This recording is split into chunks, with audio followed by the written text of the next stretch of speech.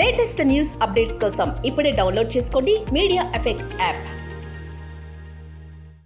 Welcome to media effects. BJP ప్రభుత్వ హయాంలో ఎన్నికల సంఘం అసలైన స్వాతంత్ర సంస్థగా మారిందని ప్రధాని నరేంద్ర మోడీ అన్నారు. ఎన్నికల విశ్వసనీయతపై ప్రతిపక్షాలు లేవనెత్తుతున్న సందేహాలకు ప్రధాని ఈ సమాధానం ఇచ్చారు. విపక్షాల వాదన ఆయన ఖండించారు. గతంలో 50-60 ఏళ్ల పాటు ఎన్నికల సంఘంలో ఒక్కరే సభ్యులుగా ఉండేవారంటూ కాంగ్రెస్ పేరు ప్రస్తావించకుండా మోదీ విమర్శించారు.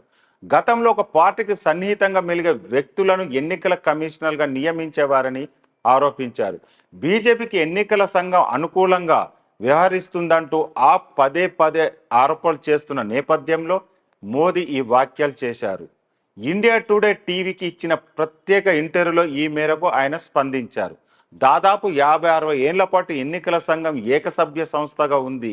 ఎన్నికల సంఘంలో పనిచేసిన అధికారులు ఆ తర్వాత గవర్నర్లు, ఎంపీలు లేదా ఎల్కే అద్వానికి వ్యతిరేకంగా లోకసభ ఎన్నికల్లో పోటీ చేశారు. అప్పుడు పదవి విరమణ చేసిన ఎన్నికల కమిషనర్లు ఇప్పటి కూడా అదే రాజకీయ తత్వాన్ని ప్రచారం చేస్తూ ట్వీట్లు చేస్తున్నారు. వారు వారి అభిప్రాయాలను తెలియజేస్తారు, కథనాలు రాస్తారు. దీని అర్థం ఎన్నికల కమిషన్ ఇప్పుడు పూర్తిగా స్వాతంత్రంగా మారిపోయిందని ప్రధాని మోదీ అన్నారు. కాగా మాజీ ప్రధాన ఎన్నికల కమిషనర్ తిరునెల్లై నారాయణ అయ్యర్ శేషన్ 1999 లోకసభ ఎన్నికల్లో అహ్మదాబాద్ నుంచి ఎల్కే అద్వానీపై పోటీ చేశారు.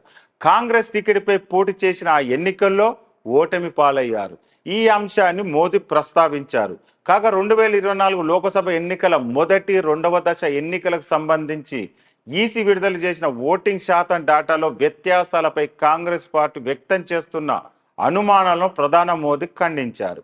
ఇది నిపుణులు చర్చించాల్సిన విషయమని ఆయన అభిప్రాయపడ్డారు. కాగా మొదటి, రెండవ దశ లోకసభ పోలింగ్కు సంబంధించిన తుది డేటా ప్రకటనలో జాప్యంపై ఇటీవల కాంగ్రెస్ అధ్యక్షుడు మల్లికార్జున ఖార్గే ప్రశ్నించారు. దీంతో వివాదం మొదలైంది. అయితే ఈ ఆరోపణలు ఎన్నికల సంఘం కూడా ఖండించింది. ఎలాంటి దుర్వినియోగం జరగలేదని వివరణ ఇచ్చింది. ఇక మార్చిలో ఎన్నికల షెడ్యూల్ విడుదల కొద్ది రోజుల ముందు మాజీ ఎన్నికల కమిషనర్ అరుణ్ గోయల్ ఎన్నికల సంఘం నుంచి ఆకస్మికంగా వైదొలగడంతో బీజేపీపై విపక్ష పార్టీలు విమర్శలు దాడి చేసిన విషయం తెలిసిందే.